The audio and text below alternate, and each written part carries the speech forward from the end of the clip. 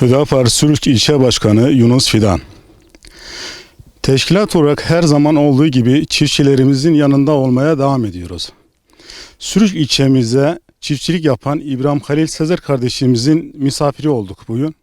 Bizlere şikayetlerini dile getirdi.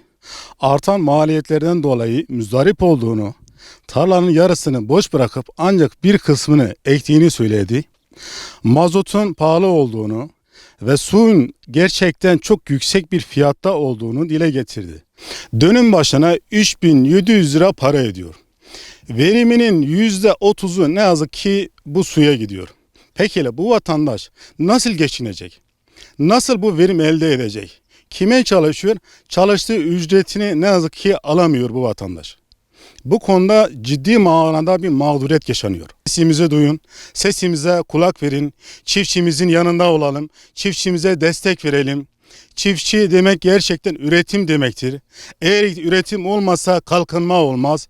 Her konuda Hüdapar olarak bizler çiftçilerimizin yanında olmaya devam edeceğiz. Öncelikle Sayın Başkanımıza teşekkür ediyoruz. Bugün bizimle arazide olduğu için, çiftçinin derdine derman olacak çareler üreteceği için kendisine teşekkür ediyoruz çiftçiler adına.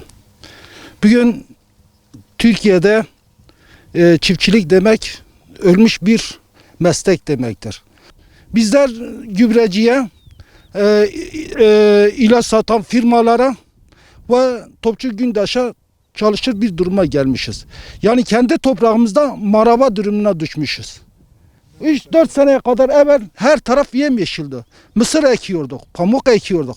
Ama 3-4 senedir, 4 senedir ekeceğimiz mısırlar, pamuklar artık maliyetimizi çıkaramadığı için bu arazileri boş bırakmak zorunda kalıyoruz. Bunlar boş yere giden milli servet demektir. Yani devletin bize vereceği bir destekle biz bir dönümün su parasını bile karşılayamıyoruz. 4 sene, 5 sene, 6 sene önce verdiği bir dönüm destek parasıyla su parasını karşılayabiliyorduk en azından.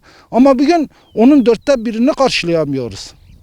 Lütfen Sayın Başkanımızın dediği gibi de devletin bu konuda çiftçilere yardım etmesi şarttır. Desteklemenin 1.000 lira veriyorsa en azından bunun 2.000 lira olması lazımdır yani. En azından su ücretlerinin düşürülmesi lazımdır. İlaç firmalarının yani başıboşluğuna izin verilmemesi lazımdır.